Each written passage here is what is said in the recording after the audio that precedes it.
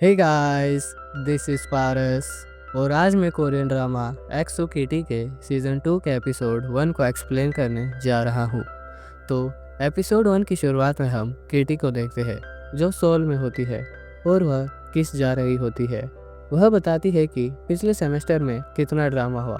उसका डे से ब्रेकअप हुआ और उसे यूरी से प्यार हो गया और साथ ही उसे किस से भी बाहर निकाल दिया गया और अब वह दोबारा किस जा रही है। दरअसल यूरी ने अपनी मॉम से कहकर किटी का रस्टिकेशन कैंसिल करा दिया था। किटी किस पहुंचती है और उसकी मुलाकात प्रोफेसर एलेक्स और प्रिंसिपल ली से होती है। पिछले सेमेस्टर में जो स्कैंडल्स हुए थे जिसमें किटी भी शामिल थी, उसके चलते प्रिंसिपल लिम ने रिजाइन कर दिया और प्रोफेसर ली प्रिंसिपल बन गए। किटी उनसे कहती है कि वह इस सेमेस्टर सिर्फ और सिर्फ पढ़ाई करेंगी और किसी भी मुसीबत में नहीं फंसेगी। अब यहाँ पर क्यू आ जाता है। किटी क्यू से मिलती है और दोनों बहुत खुश होते हैं। अब क्यू किटी का लगेज उठाता है और दोनों हॉस्टल की ओर चल पड़ते हैं। किटी क्यू से कहती है कि उसे प्रिंसिपल ली से साइमन के बारे में पूछना है जिसका जिक्र उसकी मॉम ने अपने लेटर में किया था। क्यू कहता है कि इसके लिए पूरा सेमेस्टर पड़ा है। किटी कहती है कि जब इस वेकेशन वह अपने घर वालों के साथ थी तो उन्होंने उससे उसकी मॉम के बारे में पूछा और उसे रियलाइज़ हुआ कि वह अभी तक उनके बारे में कुछ भी नहीं जान पाई है।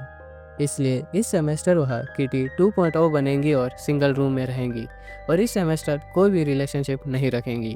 क्यों किटी से कहता है कि क्या तुम यूरी को भुला पाई हो, जिस पर किटी कहती है कि उसकी बहन लारा जीन ने उसे यूरी के लिए गुड बाय लेटर लिखने को कहा और वह उस लेटर को अपने साथ लेकर आई है ताकि उसे पढ़ सके जब उसे लगे कि उसकी पुरानी यादें लौट रही है।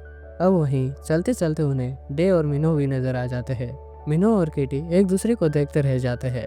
तभी किटी उस सीन को याद करती है जब फ्लाइट में मिनो ने अपने लव कन्फेस किया था। वह किटी से कहता है कि मुझे तुमसे प्यार हो गया है। किटी पहले तो स्माइल करती है और फिर उससे पूछती है कि तुम मुझसे प्यार करते हो, लेकिन कब से? जिस पर मिनो कहता है कि मुझे खुद भी नहीं पता, बस हो गया।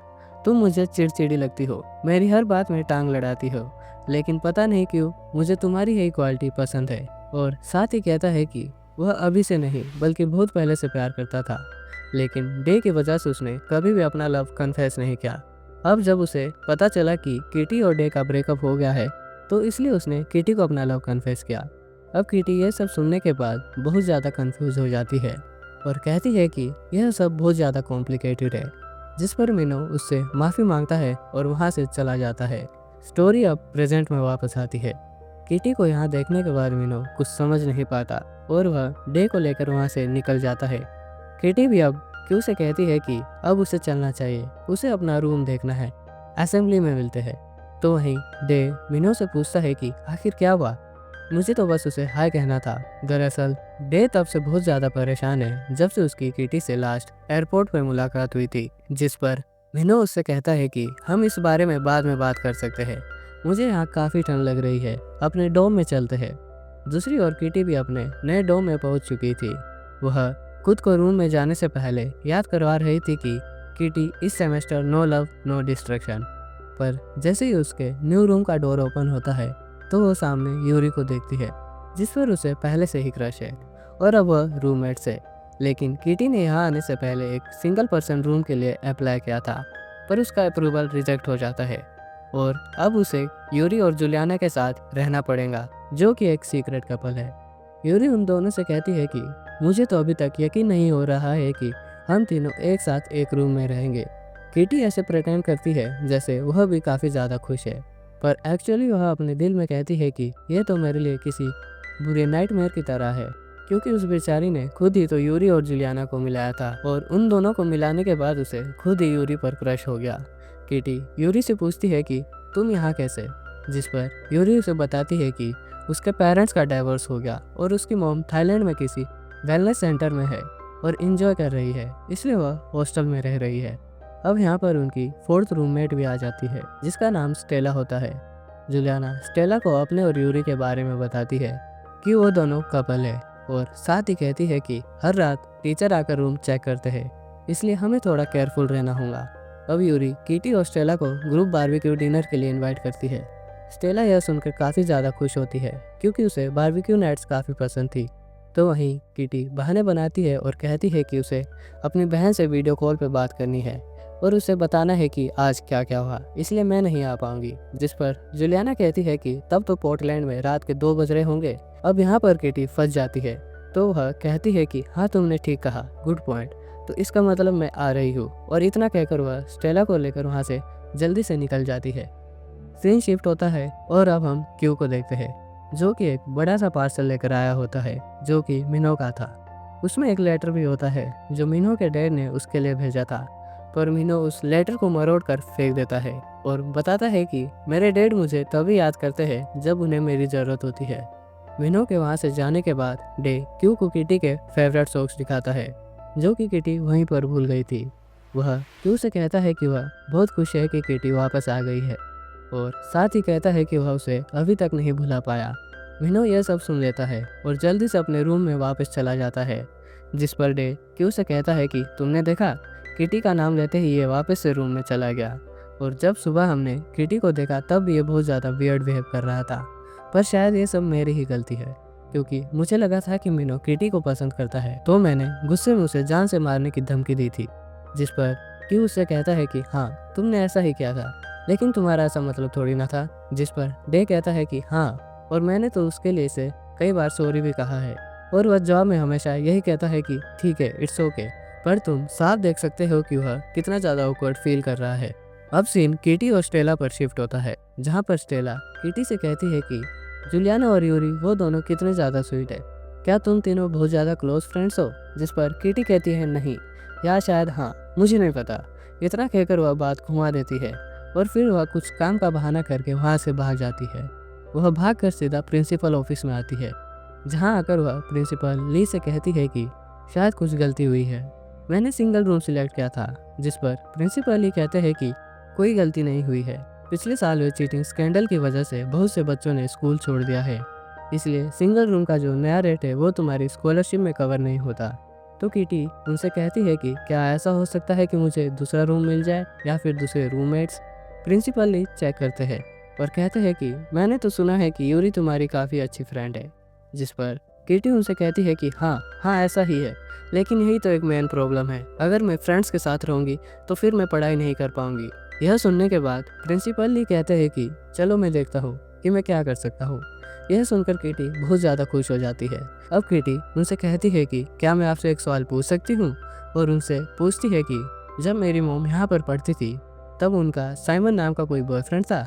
जिसके जवाब में प्रिंसिपल ली कहते हैं कि तुम्हारी मॉम और मैं कुछ ज़्यादा क्लोज नहीं थे।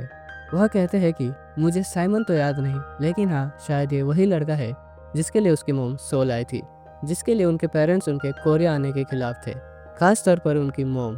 यह सुनकर किटी काफ़ी ज़्यादा हैरान हो जाती है और कहती है कि नहीं, मेरी मॉम तो अपने पेरेंट्स से काफ़ी ज़्यादा क्लोज थी, मुझे शायद अपनी नानी से बात करनी चाहिए। उसकी इतना कहते ही वहाँ पर एलेक्स आ जाते हैं, जो कि प्रिंसिपल ली को असेंबली के लिए बुलाते हैं और कहते हैं कि सिर्फ 10 मिनट ही बचे हैं। तो प्रिंसिपल ली जल्दी से उठकर असेंबली के लिए निकल जाते हैं। सीन कट होता है और हम ऑडिटोरियम का सीन देखते हैं, जहाँ पर असेंबली होने वाली थी। किटी स्टेला को बता रही थी कि यह हमारा ऑडिटोरियम है। तभी स्टेला की नज़र यूरी और जुलियाना पर पड़ जाती है और वह किटी से कहती है कि उन दोनों ने हमारे लिए सीट्स रखी है।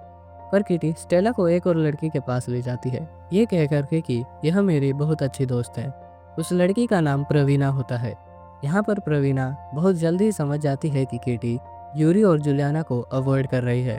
तो प्रवीणा उससे पूछती है कि आखिर क्या हुआ है, अगर तुम मुझे अपने ड्रामे में शामिल कर रही हो तो मुझे यह सब पता होना चाहिए।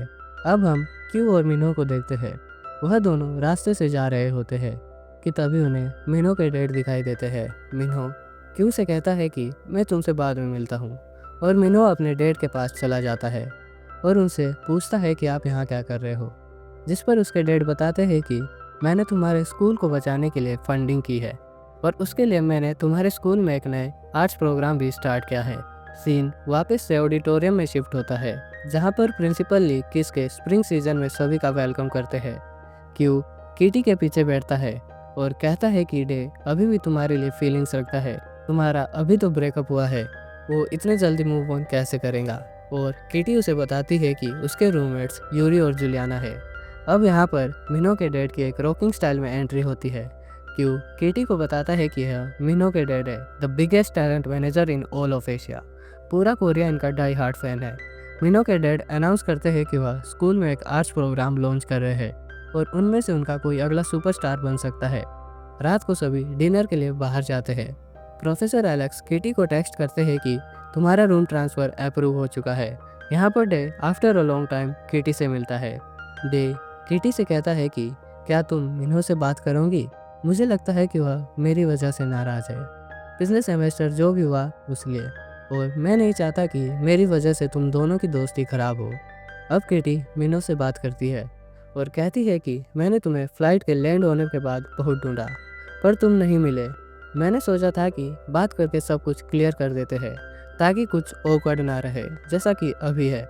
मीनू कहता है कि मैं ही पागल था जो क्रश को प्यार समझ बैठा और अब मैं मूव ऑन कर चुका हूँ। अब मीनू उसके नज़दीक जाता है और उससे कहता है कि फ्लाइट में जो भी मैंने कहा उसे सुनकर तुम मुस्कुराई थी। अगर तुम मेरे लिए कुछ भी फील नहीं करती थी तो तुम मुस्कुराई क्यों?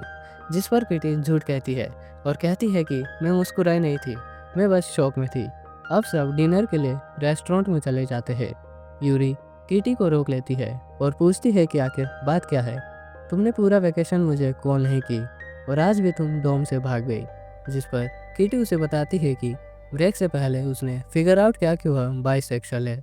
यूरी यह सुनकर काफ़ी ज़्यादा खुश होती है और वह केटी से पूछती है कि क्या मैंने तुम्हें इंस्पायर किया? जिस पर केटी कहती है हाँ हाँ बिल्कुल।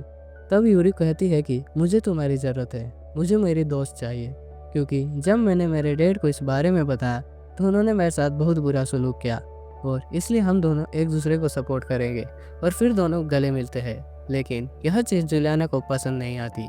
अब यूरी उसकी बारबेक्यू डिनर पार्टी में सबका वेलकम करती है, साथ ही सबको बताती है कि पिछले सेमेस्टर मैंने यहाँ पर खुद की एक नई फैमिली बनाई है जो कि तुम सभी लोग हो।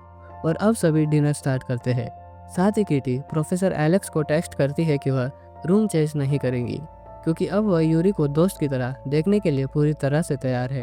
हॉस्टल आकर किटी अपनी नानी से वीडियो कॉल पर बात करती है और उन्हें पूरे दिन के बारे में बताती है। फिर किटी उनसे उसकी मोम ईव के बारे में पूछती है जो कि साइमन के पीछे कोरिया आ गई थी और वह साइमन कौन है। तब उसकी नानी यह सुनकर काफ़ी ज़्यादा वियर्ड बिहेव करती है और कॉल कट कर देती है।